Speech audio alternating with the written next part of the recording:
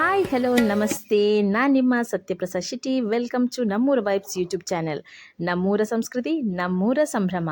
Friends, ಇದು ನನ್ನ first vlog. So ನಿಮ್ಮೆಲ್ಲರ ಸಪೋರ್ಟ್ ನನಗೆ ತುಂಬ ಮುಖ್ಯ. ನೀವು ಸಪೋರ್ಟ್ ಮಾಡ್ತಿರಲ್ವಾ? ಹಾಗಾದರೆ ಪ್ಲೀಸ್ ಲೈಕ್ ಮಾಡಿ, ಕಾಮೆಂಟ್ ಮಾಡಿ, ಸಬ್ಸ್ಕ್ರೈಬ್ ಮಾಡಿ. ನಮ್ಮ ಫಸ್ಟ್ ವಿಡಿಯೋ ನಾವೊಂದು ಕ್ಷೇತ್ರ ಮೂಲಕ ಸ್ಟಾರ್ಟ್ ಮಾಡ್ತಿದ್ದೇವೆ.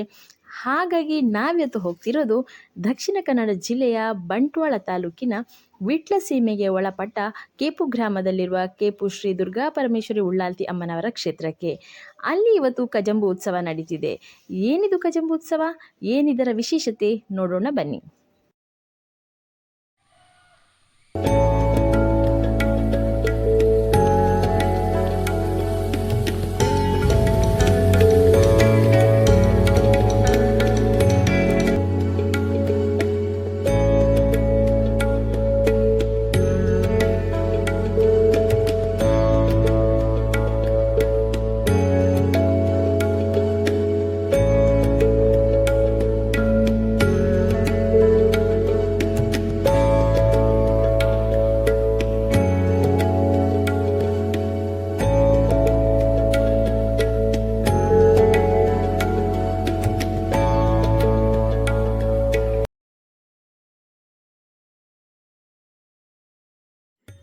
ತುಳುನಾಡಿನಲ್ಲಿ ಕೇಪು, ಮಾಣಿ, ಅನಂತಾಡಿ, ಕೆಲಿಂಜ ಹಾಗೂ ಪುತ್ತೂರು ತಾಲೂಕಿನ ಬಲ್ನಾಡುವಿನಲ್ಲಿ ಪಂಚ ಉಳ್ಳಾಲ್ತಿ ಸಹೋದರಿ ದೈವ ಕ್ಷೇತ್ರಗಳು ಬಹಳ ಕಾರಣಿಕದಿಂದ ಕೂಡಿದೆ.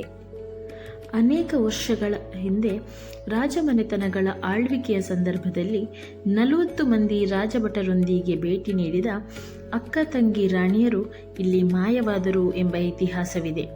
ಇವರು ದೈವಿಕ ಅಂಶ ಹೊಂದಿದ್ದರು ಎನ್ನಲಾಗಿದೆ.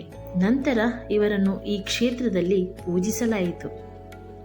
ತುಳುನಾಡಿನಲ್ಲಿ ಹಿಂದೆ ಅರಸರನ್ನು ತುಳುವಿನಲ್ಲಿ ಉಳ್ಳಾಕುಲು ಎಂದು ಕರೆಯುತ್ತಿದ್ದರೆ ರಾಣಿಯರನ್ನು ಉಳ್ಳಾಲ್ತಿ ಎಂದು ಕರೆಯುತ್ತಿದ್ದರು. ಆದ್ದರಿಂದ ಈ ಕ್ಷೇತ್ರದಲ್ಲಿ ಪೂಜಿಸಲ್ಪಡುತ್ತಿದ್ದ ಅಮ್ಮನವರನ್ನು ಉಳ್ಳಾಲ್ತಿ ಎಂದು ಕರೆಯಲು ಪ್ರಾರಂಭಿಸಿದರು. ಈ ದೇವಾಲಯ ವಿಟ್ಲ ಅರಸು ಮನೆತನದ ಡೊಂಬಯ್ಯ ಅರಸರ ಆಳ್ವಿಕೆಯ ಸಮಯದಲ್ಲಿ ನಿರ್ಮಾಣ ಮಾಡಲಾಯಿತು ಎನ್ನಲಾಗಿದೆ. ಈ ದೇವಾಲಯದಲ್ಲಿ ಮಹಿಳೆಯರು ಒಳಗಿನ ಅಂಗಣಕ್ಕೆ ಹೋಗುವಂತಿಲ್ಲ. ಹೊರಗಿನ ಗೋಪುರದವರೆಗೆ ಮಾತ್ರ ಮಹಿಳೆಯರಿಗೆ ಪ್ರವೇಶ. ಆದರೆ ಕಜಂಬು ಉತ್ಸವದಂದು ರಾತ್ರಿ ಮಾತ್ರ ಮಹಿಳೆಯರು ಅಂಗಣಕ್ಕೆ ಪ್ರವೇಶ ಮಾಡಬಹುದು.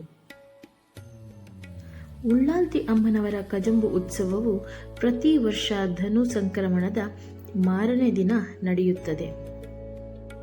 ಏನಿದು ಕಜಂಬು ಉತ್ಸವ?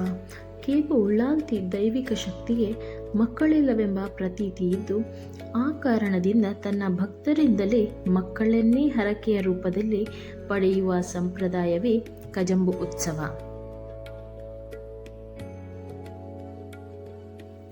ಮೊದಲು ವಿಟ್ಲ ಅರಸು ಮನೆತನದಲ್ಲಿ ಹುಟ್ಟಿದ ಮಕ್ಕಳಿಗೆ ಮಾತ್ರ ಸೀಮಿತವಾಗಿದ್ದ ಕಜಂಬು ಹರಕೆ ಕಾಲಾಂತರದಲ್ಲಿ ವಿಟ್ಲ ಸೀಮೆಯವರಿಗೂ ವಿಸ್ತರಿಸಲಾಯಿತು.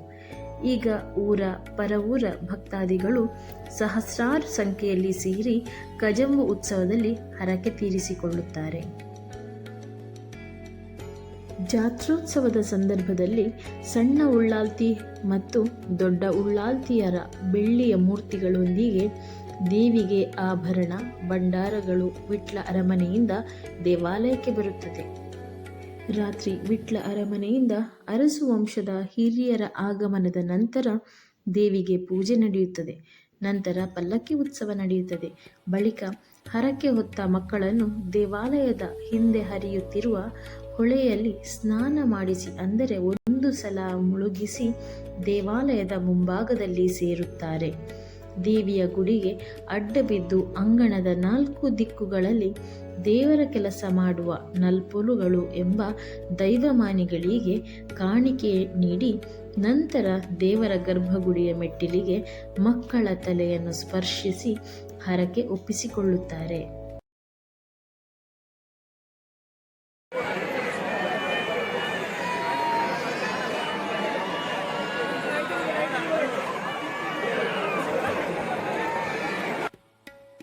ಈ ಸಂದರ್ಭದಲ್ಲಿ ಮಕ್ಕಳು ಕೂಗುವ ಶಬ್ದ ಕೇಳಿ ದೇವಿ ಸಂತುಷ್ಟಳಾಗುವಳು ಎಂದು ಹಿರಿಯರು ಹೇಳುತ್ತಾರೆ.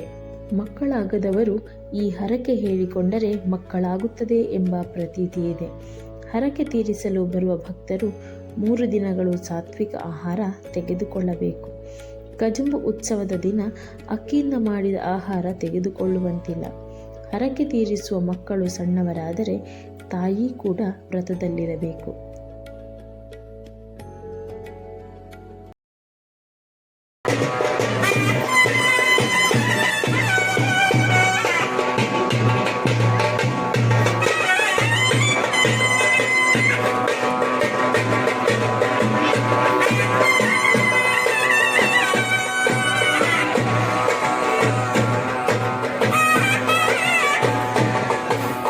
ಕಜಂಬು ಹರಕೆಯ ನಂತರ ಅನ್ನ ಸಂತರ್ಪಣೆ ನಡೆಯುತ್ತದೆ. ನಂತರ ದೇವಿಯ ನೆರೆ ಇಳಿಯುವ ಅಂದರೆ ಉಳ್ಳಾಲ್ತಿಗೆ ನೇಮೋತ್ಸವ ನಡೆಯುತ್ತದೆ. ಈ ನೇಮೋತ್ಸವವನ್ನು ಮಹಿಳೆಯರು ನೋಡುವಂತಿಲ್ಲ. ಈ ನಿಯಮವನ್ನು ಮೀರಿ ನೋಡಿದ ಒಬ್ಬ ಮಹಿಳೆ ಅಲ್ಲಿಯೇ ಕಲ್ಲಾಗಿ ಹೋಗಿದ್ದಾರೆ ಎಂಬ ಇತಿಹಾಸವಿದೆ. ಇಲ್ಲಿಯ ಇನ್ನೊಂದು ವಿಶೇಷತೆ ಎಂದರೆ ಉತ್ಸವದ ದಿನ ವ್ಯಾಪಾರ ವ್ಯವಹಾರ ಇಲ್ಲಿ ನಡೆಯುವುದಿಲ್ಲ. ಯಾವುದೇ ಅಂಗಡಿ ಸಂತೆಗಳೂ ಇರುವುದಿಲ್ಲ. ಕೆಲವೊಂದು ಗೆಳೆಯರ ಬಳಗ, ಮಿತ್ರ ಮಂಡಳಿಯವರು ಉಚಿತವಾಗಿ ಸೇವೆಯ ರೂಪದಲ್ಲಿ ಪಾನಕ ವ್ಯವಸ್ಥೆ ಮಾಡುತ್ತಾರೆ. ಅಮ್ಮನವರ ಕ್ಷೇತ್ರಕ್ಕೆ ಭೇಟಿ ನೀಡಿ. ನೀವು ಮಂಗಳೂರು ಕಡೆಯಿಂದ ಬರುವುದಾದ್ರೆ ವಿಟ್ಲ ಕಾಸರಗೋಡು ಮಾರ್ಗವಾಗಿ ಬರಬೇಕಾಗುತ್ತೆ. ವಿಟ್ಲದಿಂದ ಕಾಸರಗೋಡು ಹೋಗುವ ಮಾರ್ಗದಲ್ಲಿ ಸುಮಾರು ಒಂದು 6 ಕಿಲೋಮೀಟರ್ ಅಷ್ಟು ಮುಂದೆ ಬಂದಾಗ ಅಲ್ಲಿ ಕಲ್ಲಂಗಳ ಎಂಬ ಪ್ಲೇಸ್ನಲ್ಲಿ ನಿಮಗೆ ಕೇಪು ಶ್ರೀ ದುರ್ಗಾ ಪರಮೇಶ್ವರಿ ಉಳ್ಳಾಲ್ತಿ ಅಮ್ಮನವರ ದ್ವಾರ ಸಿಗುತ್ತೆ. ಆ ದ್ವಾರದ ಮೂಲಕ ಒಂದು 2 ಕಿಲೋಮೀಟರ್ ಅಷ್ಟು ಮುಂದೆ ಬಂದಾಗ ನಿಮಗೆ ಅಮ್ಮನವರ ಕ್ಷೇತ್ರ ಸಿಗುತ್ತೆ. ನೀವು ಬಂದು ಅಮ್ಮನವರ ಆಶೀರ್ವಾದ ಪಡೆಯಿರಿ. ಇವತ್ತಿನ ನಮ್ಮ ವಿಡಿಯೋ ನಿಮಗೆ ಇಷ್ಟ ಆದರೆ ಪ್ಲೀಸ್ ಲೈಕ್ ಮಾಡಿ, ಕಾಮೆಂಟ್ ಮಾಡಿ, ಶೇರ್ ಮಾಡಿ.